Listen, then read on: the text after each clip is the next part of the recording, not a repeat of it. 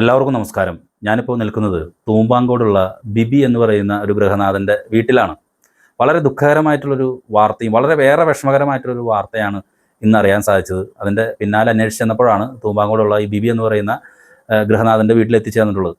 ബിബി ഒരു വെൽഡറാണ്. ജൂൺ മാസത്തിലാണ് ബിബിയുടെ വിവാഹം നടക്കുന്നതെന്നാണ് അറിയാൻ സാധിച്ചിട്ടുള്ളത്. അതിനുശേഷം ബിബി ഇൻ്റർകാസ്റ്റ് മാരേജാണ് നടത്തിയത്. പ്രണയവിവാഹമായിരുന്നു. ഒരു ഇന്റേണൽ ഡിസേബിലിറ്റി ഉള്ള ഒരു 45% ഇന്റേണൽ ഡിസേബിലിറ്റി ഉള്ള ഒരു പെൺകുട്ടിയാണ് ജീവിതത്തിലേക്ക് കൊണ്ടുവന്നത്. അവർ ജീവിതം ആരംഭിച്ചു. അതിനിടയിൽ ഭാര്യ ഗർഭിണിയായി. ഭാര്യയുടെ വീട്ടിലേക്ക് ഭാര്യയുടെ അമ്മ വിളിച്ചിട്ട് പോകുന്നു എന്നാണ് ബിബി പറഞ്ഞിട്ടുള്ളത്. അതിനുശേഷം ഇപ്പോൾ എത്തി നിൽക്കുന്ന വിഷയം എന്താണെന്ന് പറഞ്ഞാൽ, ബിബിയുടെ ഭാര്യ ഗർഭിണിയായിരുന്നു. ഗർഭം ബിബിയുടെ ഭാര്യയുടെ വീട്ടുകാരും മറ്റും ചേർന്ന് ബിബിയുടെ ഭാര്യയുടെ ഗർഭം അലസിപ്പിച്ചു. ഒരു ഹോസ്പിറ്റലിൽ കൊണ്ടുപോയി അലസിപ്പിച്ചു. അബോർട്ട് ചെയ്തു. അതിന്മേൽ ചാലക്കുടി പോലീസ് സ്റ്റേഷനിൽ പരാതി നൽകിയിരിക്കുന്നു എന്നൊരു സംഭവമാണ് അറിയാൻ സാധിച്ചത്. ഈ വാർത്തയുമായി ബന്ധപ്പെട്ട കാര്യങ്ങൾ അറിയാൻ വേണ്ടിയിട്ടാണ് ബിബിൻ്റെ വീട്ടിലെത്തിച്ചേർന്നിട്ടുള്ളത്. ഭാര്യയും നമ്മോടൊപ്പമുണ്ട്.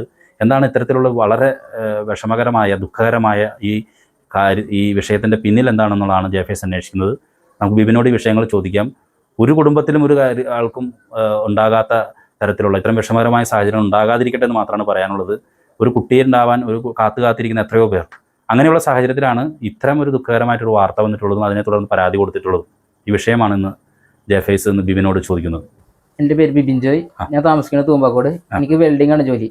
ഞാനൊരു കുട്ടിയായിട്ട് പ്രണയത്തിലായിരുന്നു. ജൂൺ 10-ാം തീയതി അവളെ എൻ്റെ വീട്ടിലേക്ക് വിളിച്ചുകൊണ്ട് വന്നു. സെപ്റ്റംബർ 7-ാം തീയതി ആയിരുന്നു ഞങ്ങളുടെ വിവാഹം. അതുവരെ കുട്ടി നിങ്ങളുടെ കൂടെ തന്നെ വീട്ടിൽ താമസിക്കായിരുന്നു. അവള് പ്രഗ്നന്റായി. അങ്ങനെ ഇവളുടെ അമ്മ വന്ന് വീട്ടിലേക്ക് വന്ന് വിളിച്ച് കൊണ്ടുപോയി. 2 ദിവസം നിൽക്കട്ടെ എന്ന് വിളിച്ച് പറഞ്ഞ് കൊണ്ടുപോയി. 2 ദിവസം കഴിഞ്ഞിട്ട് ഞാനും എൻ്റെ അമ്മയും കൂടി ഇവളെ വീട്ടിലേക്ക് വിളിക്കാൻ ഭാര്യ വിളിക്കാൻ ചെന്നു. അവരപ്പോൾ പറഞ്ഞത് വിടില്ല എന്നാണ് എന്നോട് പറഞ്ഞത്. അത് കഴിഞ്ഞ് ഞാൻ ആന്റിമാരോട് പോയി സംസാരിച്ചു. എന്താണ് അങ്ങനെ വിടില്ല എന്ന് പറയാനായിട്ട് ബിബിന് എന്തെങ്കിലും കാരണങ്ങൾ തോന്നിയിരുന്നോ? ഇല്ല, നമുക്ക് അങ്ങനെ തോന്നിയില്ല. ഭാര്യയായിട്ട് സംസാരിക്കാനൊന്നും പറ്റിയില്ല. ഒന്നും പറ്റിയില്ല എനിക്ക്. അതിനുശേഷം ആന്റിമാര് പോയി സംസാരിച്ചിരുന്നു. ആന്റിമാര് പോയി സംസാരിച്ചപ്പോൾ ആന്റിമാരോട് ഇവള് പറഞ്ഞത് എനിക്ക് വരാൻ താല്പര്യമൊക്കെയാണെന്ന് പറഞ്ഞു. അപ്പോൾ അവള് വരാൻ വേണ്ടി നിന്നതൊക്കെയാണ്. അപ്പൊ അവളുടെ അമ്മ പറഞ്ഞു കയറി പൊടിയകത്ത് എന്നൊക്കെയാണ് എന്നോട് പറഞ്ഞത്. എനിക്കറിയാൻ സാധിച്ചത്.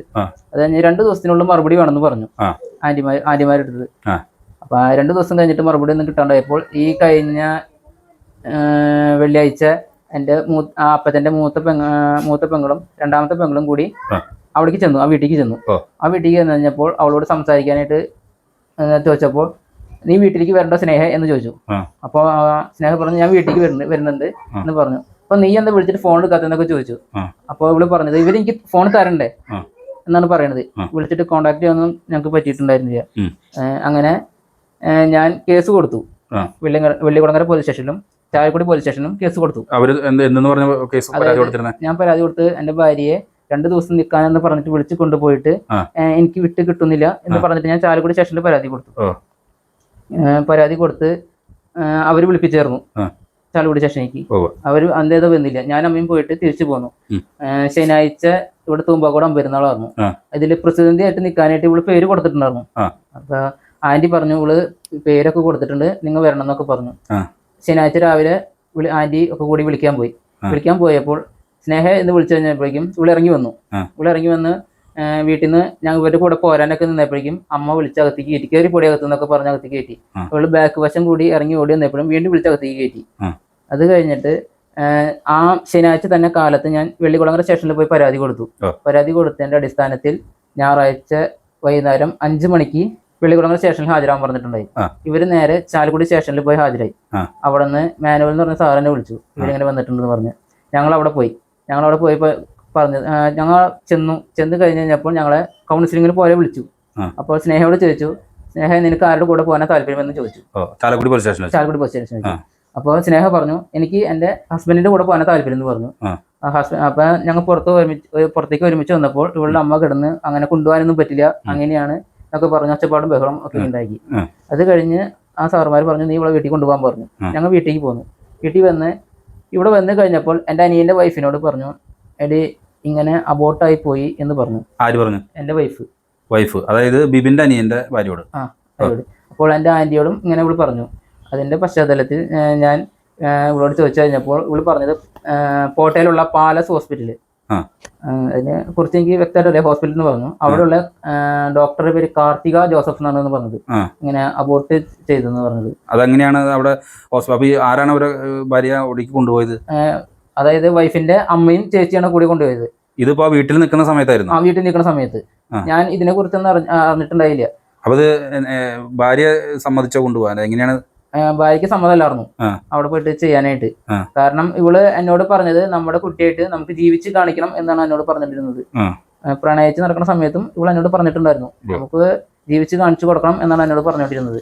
അങ്ങനെ ഇവൾ എന്നോട് പറഞ്ഞു ഇങ്ങനെ അബോർട്ടായി പോയി എന്നാണ് പറഞ്ഞത്. അന്ന് ആ സമയത്ത് ഒപ്പിടുന്ന സമയത്ത് ഇവള് പറഞ്ഞത് ഞാൻ കിടന്ന് കരയായിരുന്നു എന്നാണ് പറഞ്ഞത്. എന്നെ കൊണ്ട് നിർബന്ധിച്ചാണ് ഒപ്പിടിപ്പിച്ചെന്ന് പറഞ്ഞത്. അതിനുശേഷം പിന്നീട് ഇത് ഈ പ്രഗ്നന്റായി എന്ന് പറയുന്ന ഏതെങ്കിലും പ്രഗ്നന്റായി എന്നുള്ളതിന് ഏതെങ്കിലും ഹോസ്പിറ്റൽ രേഖകളോ മറ്റു കാര്യങ്ങളോ നിലയിലുണ്ടോ? ഹോസ്പിറ്റൽ രേഖകളുണ്ട്. ഉണ്ടല്ലോ, കയ്യിലുണ്ട്. ഓക്കെ. ഇത് അവൾക്ക് ആദ്യത്തെ ഇതിൽ ഞങ്ങൾ ടെസ്റ്റ് ചെയ്തപ്പോൾ ഗവൺമെന്റ് ഹോസ്പിറ്റലിൽ പോയിട്ട് ഞാൻ കണ്ടതാണ് ഡോക്ടറെ. അപ്പൊ അവര് പറഞ്ഞു ഗൈനക്കോളജിസ്റ്റിന് കാണണമെന്ന് പറഞ്ഞു. ഗൈനക്കോളജിസ്റ്റിന് പിന്നെ സ്കാനിങ് റിപ്പോർട്ട് വേണമെന്ന് പറഞ്ഞു. അപ്പൊ ആദ്യത്തെ സ്കാനിങ് റിപ്പോർട്ട് ഇതാണ്. ആദ്യത്തെ സ്കാനിങ് റിപ്പോർട്ട് ഇതില് ജീവന്റെ തുടിപ്പുണ്ടെന്ന് പറഞ്ഞിട്ടുണ്ടായിരുന്നു. അതിലൊരു സന്തോഷം എനിക്കുണ്ടായിരുന്നു. ഇത് രണ്ടാമത്തെ സ്കാനിങ് റിപ്പോർട്ട്, രണ്ടാമത്തെ മാസം പോയി കഴിഞ്ഞപ്പോൾ അതില് ജീവന്റെ തുടിപ്പിന് അതായത് ഹാർട്ട് ബീറ്റ് തുടങ്ങിയെന്ന് പറഞ്ഞിട്ടുള്ള സ്കാനിങ് റിപ്പോർട്ടാണിത്. അതിന് സമയത്തൊക്കെ പോയി ഡോക്ടറെ കണ്ടിട്ട് ഗുളികയും സംഭവങ്ങളൊക്കെ കഴിച്ചു തുടങ്ങിയതായിരുന്നു. ഇത് ഡിസംബർ 16 ഫസ്റ്റ് പോയി സ്കാനിങ് ചെയ്തതാണ്. ഇതൊക്കെ ആരാണ് നടത്തിയിരുന്നത്? അവരാണ് നടത്തിയത്? അല്ല, ഞാനും എന്റെ അമ്മയും കൂടിയാണ് ചെയ്തുകൊണ്ടിരുന്നത്. എന്റെ അമ്മയ്ക്ക് ഭയങ്കര ഇതായിരുന്നു ചെയ്യാനായിട്ട്. ഇവിടെ പ്രസവം നോക്കണം, അമ്മ നോക്കിക്കോളാം എന്നൊക്കെ പറഞ്ഞിട്ടുണ്ടായിരുന്നു. അതിനിടയ്ക്ക് 2 പ്രാവശ്യം അങ്ങനെ പ്രഗ്നന്റിന്റെ ഇത് നോക്കി കഴിഞ്ഞപ്പോൾ ആ സമയത്ത് പറഞ്ഞത് ഇവളുടെ അമ്മ പറഞ്ഞത് എന്തിനാ എത്ര പെട്ടെന്ന് വേണം കുട്ടി വേണമെന്ന് ചോദിച്ചത്. 5 കൊല്ലം കഴിഞ്ഞിട്ട് പോരെ എന്നൊക്കെയാണ് എന്നോട് പറഞ്ഞത്, എന്നോട് ഇവളോടും. എന്നിട്ട് ഇത് ഈ ഹോസ്പിറ്റലിൽ പോയതിനു ശേഷം ഭാര്യ അറിയണത് ഇപ്പൊ ഈ പരാതി ഇവിടെ വന്നപ്പോഴാണ്? അനിയന്റെ ഭാര്യയോട് പറഞ്ഞപ്പോൾ മാത്രമാണ് അറിയണത്. അതിന്റെ ഇടയിൽ ഈ വിഷയം ഒന്നും അറിഞ്ഞിട്ടില്ല? ഇല്ല. ഇവളായിട്ട് എനിക്ക് കോൺടാക്ട് ചെയ്യാനും പോലും എനിക്ക് സാധ്യമല്ലായിരുന്നു. എന്നിട്ട് അതിനുശേഷം ഇപ്പൊ എന്താണ് ചെയ്തിട്ടുള്ളത്? ഇതുമായി ബന്ധപ്പെട്ട് പരാതികളോ മറ്റു കാര്യങ്ങളോ എങ്ങനെയാണ്? പരാതി ഞാൻ കൊടുത്തിട്ടുണ്ട്. എവിടെയാണ് കൊടുത്തിട്ടുള്ളത്? ഒന്ന് ചാലക്കുടി സ്റ്റേഷനില്, പിന്നെ ഒരെണ്ണം DGPക്ക്, പിന്നെ ഒരെണ്ണം വനിതാ കമ്മീഷൻ, പിന്നെ ഒരെണ്ണം മുഖ്യമന്ത്രിക്ക്. അവരേതെങ്കിലും തരത്തില് ഈ കുട്ടിയുടെ അമ്മ ബിബിനെതിരെ എന്തെങ്കിലും പരാതികൾ മറ്റോ കൊടുത്തിട്ടുണ്ട്? പരാതി കൊടുത്തിട്ടുണ്ട്. അതെവിടെയാണ്? ചാലക്കുടി സ്റ്റേഷനിൽ. അതെന്താ കൊടുത്തത്? അത് SP-ക്കാണ് കൊടുത്തത് അവര്. എന്നിട്ട് ഞങ്ങളെന്ന് എന്ത് പറഞ്ഞു കൊടുത്തത്? അതായത് അവിടുത്തെ പോലീസുകാര് ഭീഷണിപ്പെടുത്തിയിട്ടാണ് എന്റെ വൈഫിനെ ഞങ്ങളുടെ കൂടെ വിട്ടെന്ന് പറഞ്ഞിട്ട്. പിന്നെ ഇവൾക്ക് ഭക്ഷണം കഴിക്കാനൊന്നും സാധനങ്ങളൊന്നും ഇല്ല എന്നൊക്കെ പറഞ്ഞിട്ട് അങ്ങനെ കുറെ പരാതി കൊടുത്തിട്ടുണ്ട്. അപ്പൊ അതിന്റെ എന്തെങ്കിലും മൊഴിയെടുപ്പോ മറ്റു കാര്യങ്ങൾ കഴിഞ്ഞു?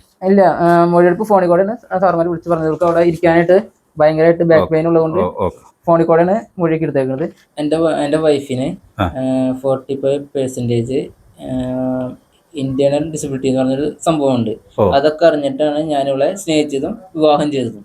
സ്നേഹ ഗർഭിണിയായെന്നുള്ള വിവരം വീട്ടുകാർക്കൊക്കെ അറിയാവുന്ന സംഭവം അറിയായിരുന്നു. അപ്പോ എന്നാണ് ഇത് സ്നേഹനെ ഇങ്ങനെ ഹോസ്പിറ്റലിലേക്ക് കൊണ്ടുപോകുന്ന കാര്യം പറയണത്?